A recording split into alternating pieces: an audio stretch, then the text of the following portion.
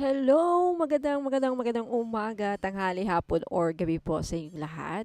Welcome to Ladybug PH. My name is Angel. Ayan. So, in today's video, mga madam and sir, alamin natin kung ano ang mga dapat ninyong malaman tungkol sa inyong love life, no? So, this is for the month of April 2024. Okay, this is a general reading, so hindi po ito magre-resonate po sa lahat. This is for the collective. So, kung kanino magre-resonate itong reading na to, okay, ayan. So, para sa kanya yon.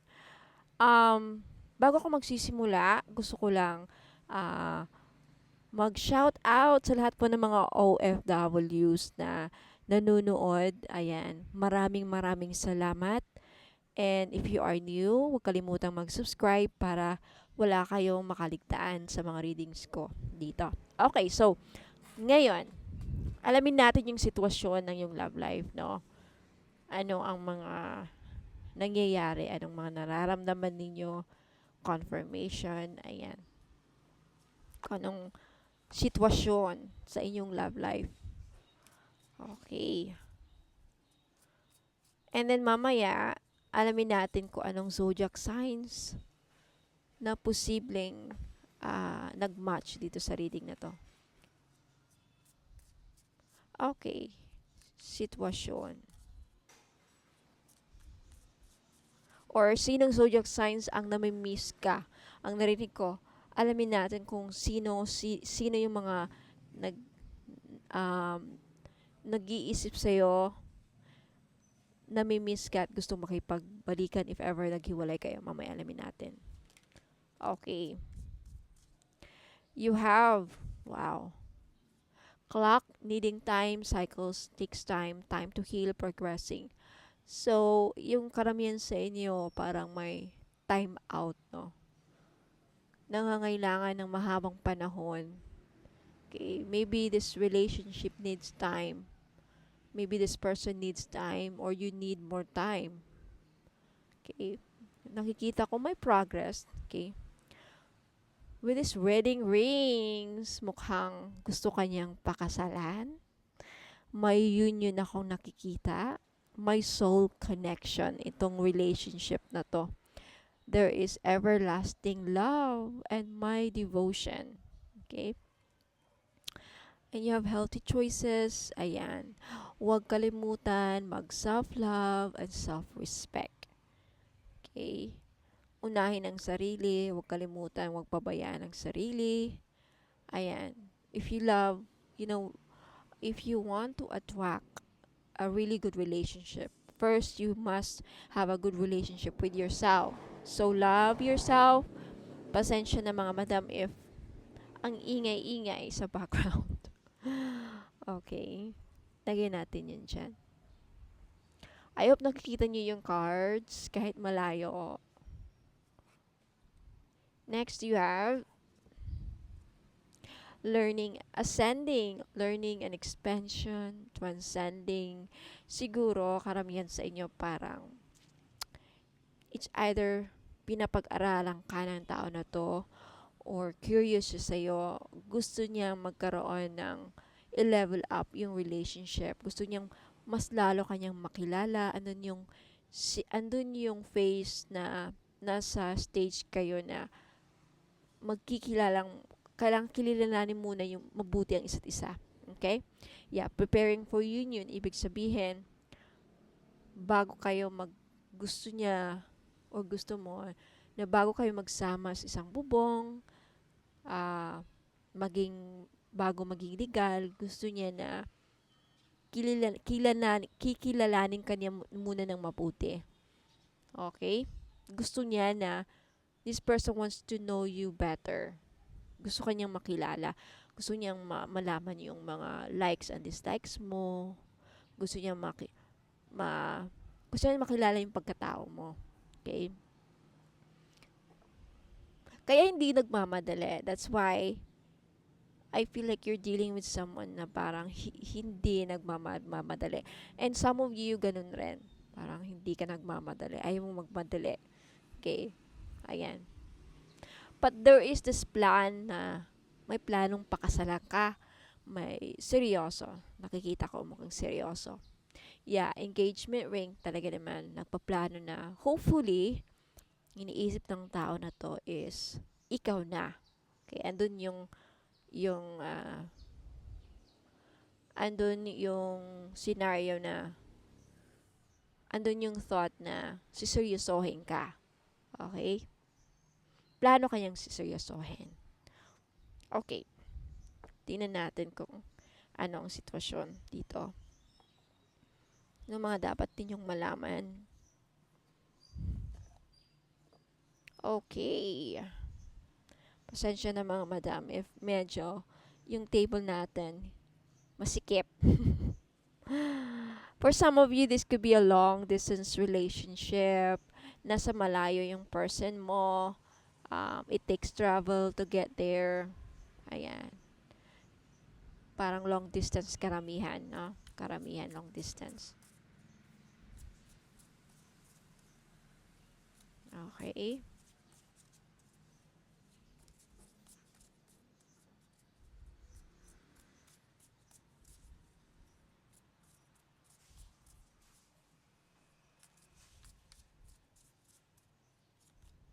Talaga naman lumalabas. Okay, the world card. Long distance relationship. Isa-isahin natin yung mamaya. You have the Queen of Swords. Nag-iisip siya, nagpaplano about sa inyong dalawa. Lagi kanyang iniisip, lamang ka ng isipan. Lagi kayo nag-uusap through chat, video calling. Gusto niyang pumunta sa iyo. Gusto kanyang puntahan. Okay, nagpaplano siya na puntahan ka. There's something about that. Yeah, talaga naman. Okay, porsigido itong person mo na to na puntahan ka, makasama ka, gusto kanyang kunin, there's something about gusto kanyang makuha, there's something about that. Talaga naman, nagpaplano talaga siya na makuha kanya. Okay? I want to make sure that you see the cards.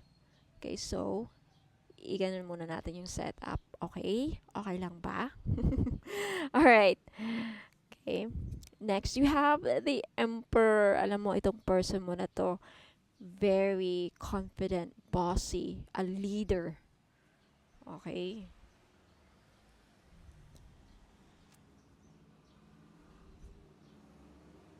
Page of Swords.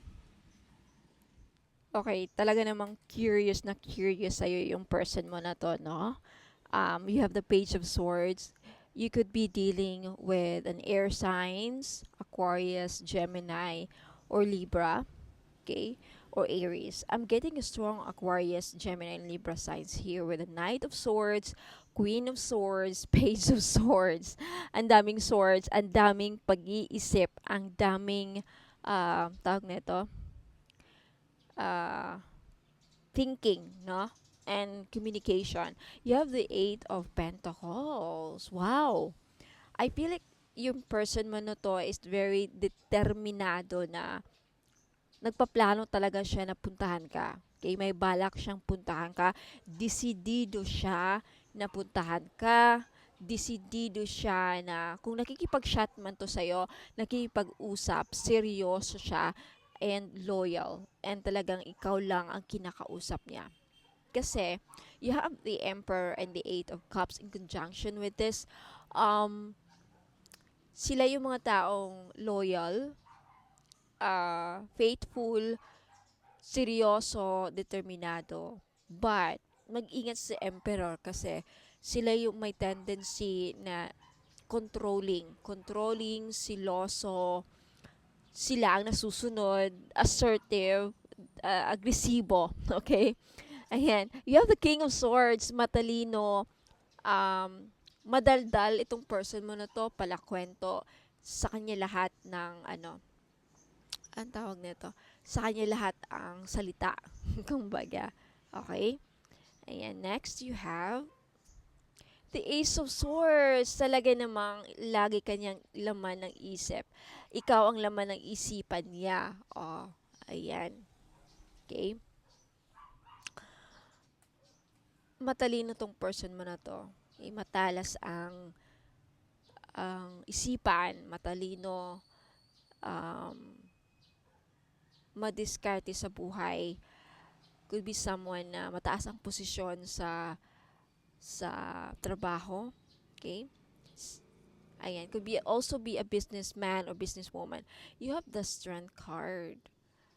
Alam mo, matapang tong person mo na to. Very confident magsalita. Very confident talaga. Powerful yung person mo. Napaka-powerful yung aura na exude niya. You have the Six of Wands. I feel like you're dealing with someone who's very, very confident, no? And very successful na tao. Achiever and dedicated. Mga plano niya sa buhay, nakaplanado. Okay? Ayan. You have the Three of Wands. Talagang may balak siyang mag-expand when it comes to business. Madami siyang plano. And usually, pag nagplano tong tao na to, successful. Successful siya. Okay? When it comes to your relationship, talaga namang, when it comes to you, gusto niya na kasama ka sa plano niya, kasama ka na, nagpaplano siya na, yun nga, take this relationship to the next level. Okay? Talaga namang, that's why the wedding rings are here. You have the engagement ring. This is a confirmation na, ano talaga, seryoso siya sa'yo. You have the Page of Wands. Very adventurous din tong person mo na to. Very, ang tawag na to, adventurous, determinado, lots of fire energy. Ibig sabihin, action-oriented. Kikilos talaga siya. And sa kanya is action speaks louder than words. Especially with the Emperor being here with the Page of Wands, King of Swords. Itong tao na to is, kumbaga, planado kung yung lahat ng mga ano niya planado. Okay? Wow! Alam mo, maswerte ka sa love life mo, ha?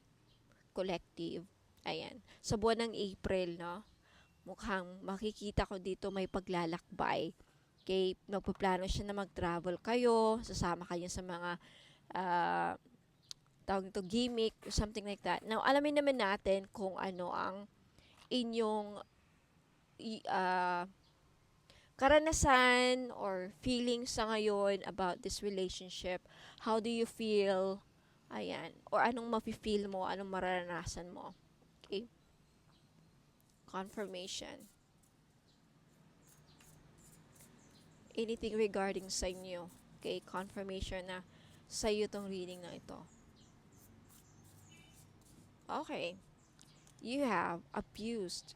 I feel like karamihan sa inyo, in the past, you were physically, emotionally, mentally abused. Okay? Yeah. And ngayon naghahanap kayo ng, you're still hoping that you will find true love. And you will. Okay? You will. Next, you have independent. You're someone who's very independent. Okay? So maybe this is a confirmation that this is your reading. You're very creative person. And I feel like nakikita yan ng person mo na may potential ka. Meron kang talent na tinatago. And you're very creative. Okay? Next, you have, you feel abandoned. No? In the past, for some of you, you feel abandoned na parang binabaliwala ka dati ng karelasyon mo. Okay? Next, you have, you're someone when it comes to your passion, when it comes to relationship, you're someone who's very devoted. Pagdating sa relationship, you're devoted talaga. And that's why you've met your match now. Okay? Nahanap nyo yung kamatch mo. Yeah. Kasi nga, parehas kayong fire signs. Parehas kayong malakas ang yang energy, fire energy, tama ba? Yang or yin? I believe it's yang energy. Malakas ang chi, okay? Chi energy. Palakang determinado, powerful, brave. Hindi sumusuko, palaban. Yan yung mga untamable. Independent, di ba? So, if this is you, then this is your reading. Confirmation yan. Now, tignan natin kung ano ba mga dapat ninyong malaman.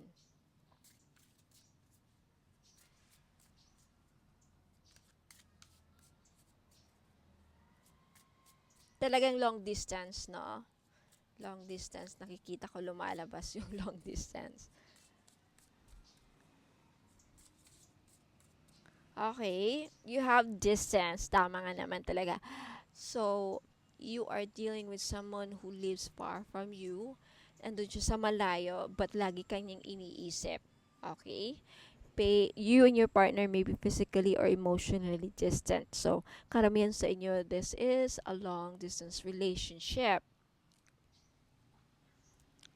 Next, you have guardian, a lost loved one watches over you. Kung wala ka namang lost loved one, this means that your guardian angel is guiding you to the right person. And ito na yon, okay? Ginagabayan ka when it comes to love life. Your guardian angel made sure na yung next na makakarelasyon mo is the right person for you. O, diba? This is really nice. Okay? Someone is in the middle. Someone is trying to sabotage this. So, mag-ingat kasi may mga tao sa paligid mo na posibleng naiinggit sa kung anong meron ka ngayon, naiinggit sa magiging karelasyon mo, naiinggit sa afam mo. For some of you, nakikita ko, maraming naiinggit sa mga may AFAM, may mga American partner. Okay? So, mag-ingat kasi posibleng isasabotahe yung relationship mo. Gagawa sila ng paraan na masira ka. So, mag-ingat. Okay? Sa mga kaibigan, neighbors, or sino man yan, you have challenges. You will face some sort of challenges in this relationship. But it doesn't mean na, you know, lahat ng relationship may challenges. So maybe this is the one. Merong pumapagitna at isa yan sa mga challenges. Make a decision, work on inner healing. Okay? Next, you have yes. Luck is on your side. Claim this. Oh, maswerte ka, ladybug. And speaking of, diba, talagang very accurate. So, maswerte ka sa buwan ng April when it comes to love and relationship. And if hindi ka pa nakahanap ng AFAM, yung mga nanghahanap or nananalangin na makahanap ng true love, maayos ang relationship, the month of April is a very lucky month for a lot of you na nanonood ngayon. So, gawin niyo yung tama. Okay? Put yourself out there pa makahanap kayo ng true love ninyo because the ladybug is a sign that luck is on your side. Okay? Take this opportunity na huwag niyong palagpasin to. Okay? Maghanap kayo ng AFAM, huwag kayong sumuko. Okay? Huwag kayong mawalan ng pag-asa. Don't give up on love. Okay? Love conquers all. Some of you are sign. This could be your sign, or hindi naman, ito yung sign mo. Itong mga earth sign ang posible na magiging partner mo kung saan kayo magiging maswerte. So, Taurus, Virgo, and Capricorn, sila yung mga loyal actually. Ang mga earth sign, ang mga loyal, and magaling sa pera. Oh, practical na tayo mga madam. Okay, it's very nice to be practical din paminsan-minsan. So, mga madam and sir, ayan po ang yung reading when it comes to love life sa buwan ng April. I hope nagustuhan ninyo. Let me know in the comments, no, if nag-resonate kayo. Now, bago ako magtatapos, mga madam and sir, meron ako i-flex ng mga items and I hope magugustuhan ninyo. If magustuhan ninyo, if you're interested to buy, lagi kong sinasabi, hanapin ninyo ang Facebook page ko. Ang pangalan ng Facebook page ko, Ladybug PH. And then mag-message kayo doon na bibili kayo. Okay? Ayan. Huwag nyo kalimutan ibigay yung order form ninyo. Name, complete address, and contact number. Okay, mga madam and sir, sa mga interesado po dito sa ating Money Magnet Oil Financial Blockages Removal. Okay, 2-in-1 siya. Pangtanggal sa mga blockages, financial blockages ninyo. And at the same time, nag-a-attract po siya Money Magnet Oil. For only 299, may free na po siyang red string or red bracelet. Ayan. For only 299, you can take a screenshot and then message me po sa Facebook page. Hanapin ninyo yung Facebook page ko, Ladybug PH. Ayan, Ladybug PH. And then mag-message po kayo doon. Okay? Pwede, meron din po siya sa Shopee store namin. Kaya lang, mas mahal ng konti. Bakit? Nagbabayad po kami sa BIR. Malakas. Malaki po ang kinakaltas ng Shopee. Okay, for every per item po na nasusold per item, may bawas po siya ng 50 pesos each. So dinadagdagan po namin ng 50 pesos. Ayan po. Yan po ang bagong rules ngayon ng Shopee. Kailangan meron ng BIR certificate, okay, para makapag-list ng mga new items. But anyway, kaya po may mga additional pag kaya simula ngayon, ah lahat po ng mga items namin sa Shopee may additional charges po. Kasi, yun nga, kinakaltasan na ng Shopee, malaki na ang kaltas ng Shopee. So, talagang pahirap na pahirap ang buhay, no? Pati Shopee, ayan, nagdadagdag na sila ng additional charges. But anyways, mga madam and sir, again ha, sa mga interesado po sa mga items, hindi lang po ito ang mga items na meron kami. Meron kaming mga bracelets, ayan. Hanapin nyo yung Facebook page namin, Ladybug PH, and then mag-follow po kayo doon kasi simula April, ayan, pasabog announcement. Magpapahula po ako every weekend. Okay? Sabado or sa linggo. Ayan, morning or afternoon. Wala pong gabi kasi pahinga naman, okay, paggabi. But anyways, maraming salamat po and I hope to see you again next time. Ingat and God bless. Naku, mga madam and sir, nakalimutan natin, no? Gamitin yung Astro Dice para alamin kung sino-sino, ano mga zodiac signs ang very prominent dito sa reading na to, no? Or posibleng so sino yung nag-iisip sa inyo, sino yung nami-miss, okay? Sino-sinong mga zodiac signs ang nami-miss ka, okay? Sino nag-iisip sa iyo ngayon o sino tong mga nandito, alright? Sino yung mga zodiac signs na tinutukoy na tong reading na to, okay? But again, this is for all the 12 zodiac signs, okay? Ayan, you have Capricorn. So, si Capricorn ang posibleng naging nag-iisip sa'yo. Okay, at namimiss ka at seryoso. You have Gemini. Sun, Moon, Rising, and Venus placements. Okay, who else? You have Leo. Sun, Moon, Rising, and Venus placements. You have Aries. Talaga namang si Aries lumalabas. Diba? Si Aries, very prominent sa reading na ito. You have Cancer, ang nag-iisip sa inyo. Okay, balak kang puntahan, balak kang kausapin. You have Virgo, very loyal, very faithful. Okay, mga Virgos. And Virgos again, okay, last two zodiac signs. Virgo again, you have Pisces and Aquarius. Okay. So mga malaman sir, maraming salamat again. And I hope to see you again next time. Ingat po and God bless.